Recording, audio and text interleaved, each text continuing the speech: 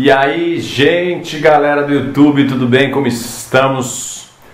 Hoje, atendendo a pedidos, vou falar sobre síndrome dos ovários policísticos.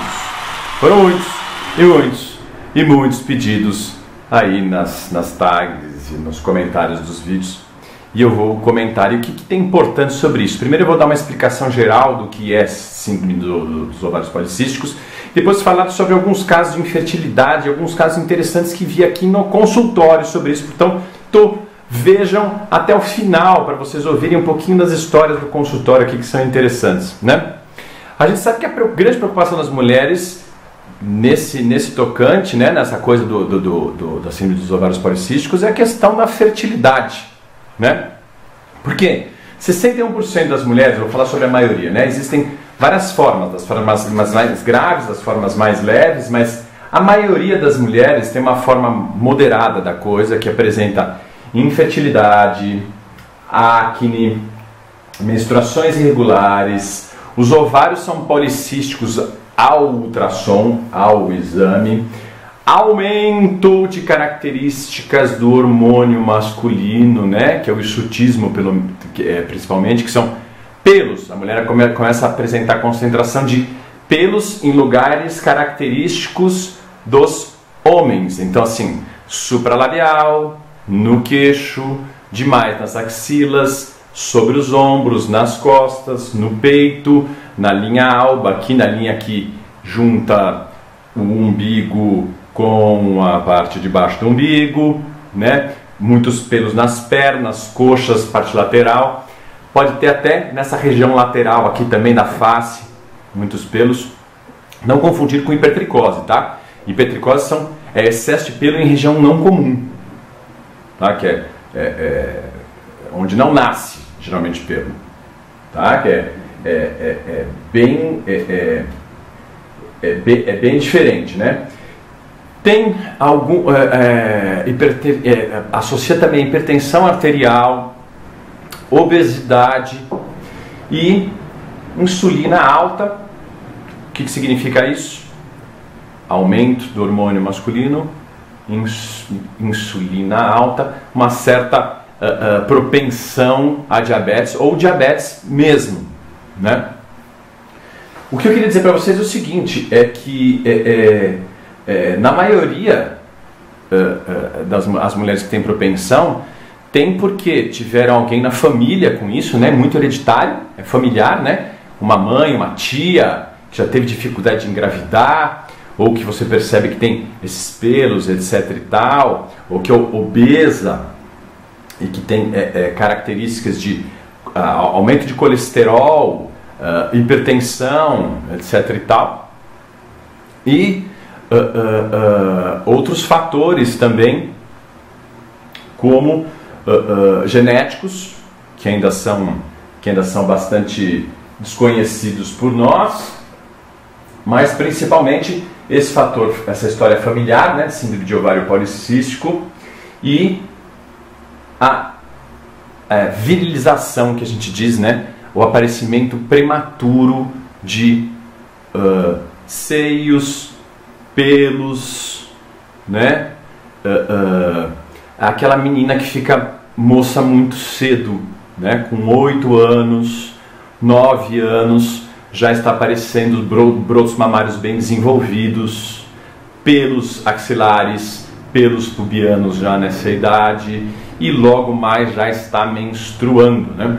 Que é característico que essas menstruações sejam bastante irregulares e esses ciclos sejam ciclos que não produzem óvulos, né? Ou seja, ela não ovula, então fica difícil de engravidar. No início, né, da idade adulta, ou voltando um pouquinho mais, né, no início da puberdade, as meninas têm uma menstruação meio desregulada por alguns meses ou anos, que isso aqui a gente chama de ciclos anovulatórios, onde acontece muito pouco ovulação, e mesmo assim, né, você vê como é que a cabeça do ser humano engravidam aí adoidado, né? Mas os sintomas começam cedo. Então, assim, essa coisa de começar a produzir pulsos de hormônio que levam a aparecimento dessas características secundárias que a gente chama que são os seios, pelos, menstruação, etc e tal, bem cedinho, já nos falam a favor disso. Só que tudo isso fica muito mascarado, porque logo essa menina começa a tomar anticoncepcional. Esses anticoncepcionais regulam de uma maneira muito boa essa menstruação e todas as dores menstruais que vêm juntos e as características que vêm secundárias à síndrome do ovário policístico. Lembrando que quando a gente fala síndrome, é um conjunto de sinais e sintomas que a gente não sabe muito bem, nesse caso, qual que é o motivo, né? E a gente tem várias apresentações. Então, essas meninas ficam por muito tempo tomando anticoncepcional, mascarando sintomas da síndrome do ovário policístico. E daí, no dia que elas querem engravidar, elas param com o anticoncepcional e passa um ano, passa 2 anos, passa 3 anos e nada de gravidez.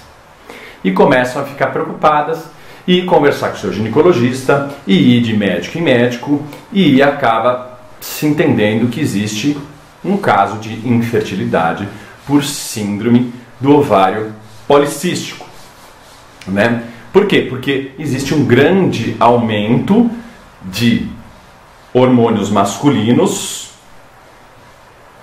o que leva a uma diminuição da capacidade da mulher de ovular e produzir aqueles ovários cheios de cisto, né? Então, acaba que a mulher não completa um ciclo bonitinho e ovula certinho. Isso não significa que ela não engravide também. Tem muitas mulheres com ovário policístico que engravidam. Mas vamos falar, o que mais interessa é que é tratamento para a maioria dessas pessoas. Lembrando que o que eu estou colocando aqui é reservado a apenas curiosidades faladas por um médico, orientações dadas não para o uso e não para a conduta de vocês que são minhas youtubers aí, o pessoal que está me assistindo, mas sim para que estimule vocês a buscarem o seu ginecologista para fazer o diagnóstico certo e fazer o tratamento certo. Mas eu vou falar um pouquinho sobre tratamento. Então, o tratamento daquela mulher que quer engravidar, que primeiro vem com necessidade de gravidez, é, primeiramente, acima de tudo, a perda do peso, né? Porque, apesar de estar associado a 30% dos problemas, dos ovários policísticos, perder peso por si só, não só para a mulher que tem ovário policístico, como para qualquer outra, já facilita ciclos ovulatórios, ou seja, já facilita ovulação, porque gordura em excesso faz com que você tenha problemas com insulina, receptores de insulina e aumento de androgênios também, ou seja, de hormônios masculinos, e dificuldade de ovulação. Então, só o fato de emagrecer já faz com que muitas mulheres passem a ter ovulações mais reguladas e seja mais fácil de engravidar com a própria prática sexual mais constante, né? Se isso já não resolve por si só, a gente associa um pouquinho de medicação por causa desse aumento da insulina, né? Que essa diabetes, essa pré-diabetes, esse descontrole aí. Então a gente coloca metformina, que é uma das medicações, que dá uma melhorada nesse controle de insulina, diminui um pouco os hormônios masculinos. Isso faz com que grande parte das mulheres já comecem a ovular com mais frequência e possam ter a gravidez tão desejada com a prática sexual mais frequente, né? Lembrar também que isso demora de 6 a 9 meses mais ou menos, hein, gente? Depois que emagrece, depois que entra com metformina. E metformina não adiantando só, a gente associa a metformina ao citrato de clomifeno, a corticoides, a substâncias que fazem com que ela force a ovulação, né?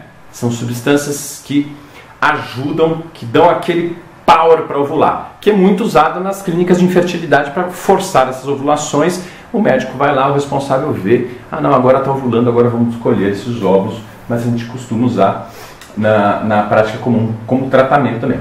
As mulheres que simplesmente, as mais jovens, geralmente, que não estão visando fertilidade, mas que estão preocupadas com a característica do seu ciclo, porque é um ciclo que é muito longo, ou muito curto, ou sangra demais, ou traz muitas dores, está com muita espinha, né? Porque acne é uma das apresentações, né? Aquela quantidade, aquela acne severa de grau 3, né? Aquela avermelhada, bem pesada, é uma característica comum, né? Então elas estão querendo se livrar da acne para não ficar feias, né? E para também depois não ficar com todas aquelas cicatrizes da acne, né? A obesidade, elas querem se livrar também da obesidade, dessas características estranhas e feias, que é aparecimento de pelo, né?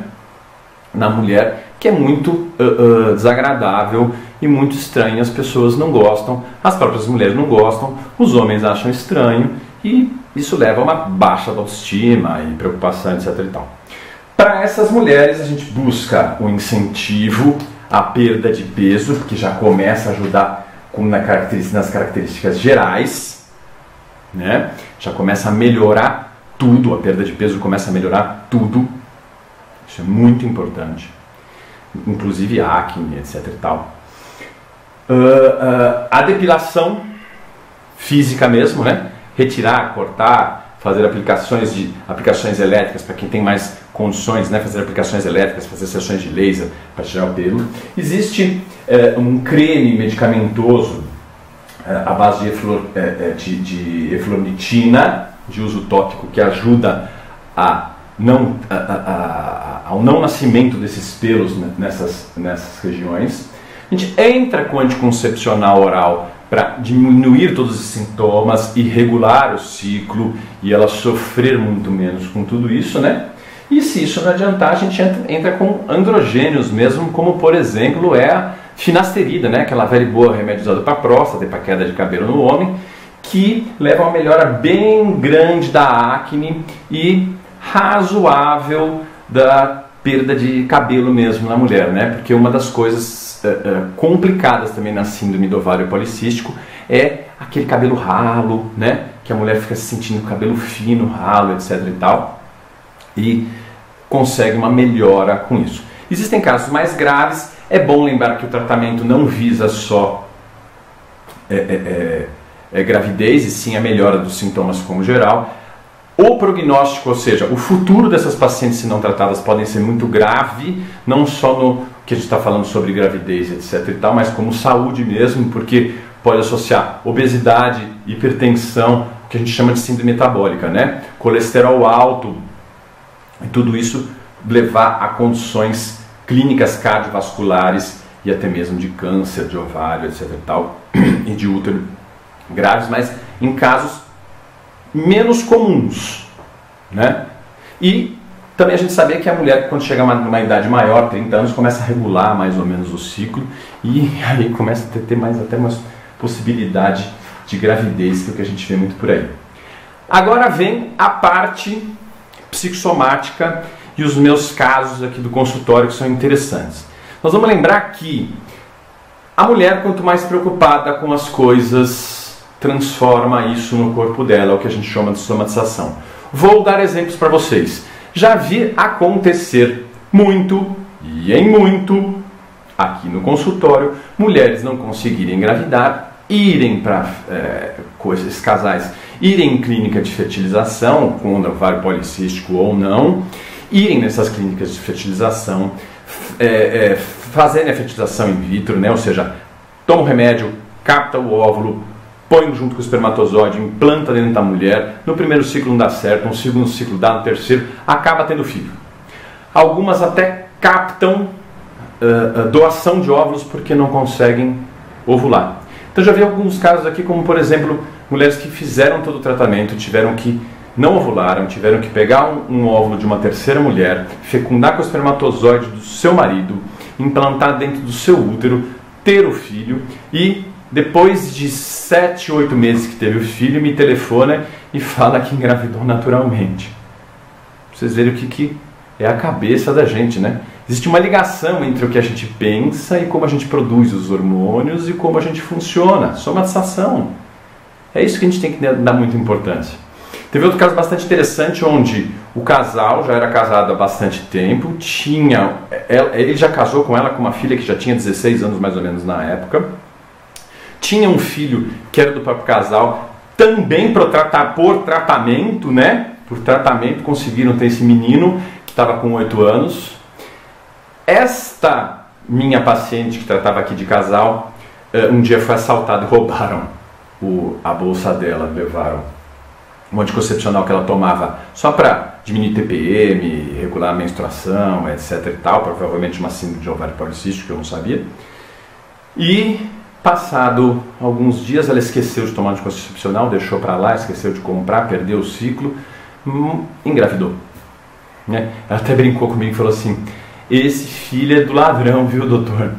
Porque eu fiquei sem tomar anticoncepcional. Poxa, aí eu fiz tanto tratamento, fiz tanta coisa para ter filho, eu nunca imaginei que agora, com quase 40 anos, ela estava com 38 anos, com quase 40 anos, eu ia ter filho assim do nada. Ou seja, a cabeça dela não estava preocupada, ela não estava inibindo eixos, que a gente chama, né, de hormônios que fazem com que a mulher ovule com mais tranquilidade, né?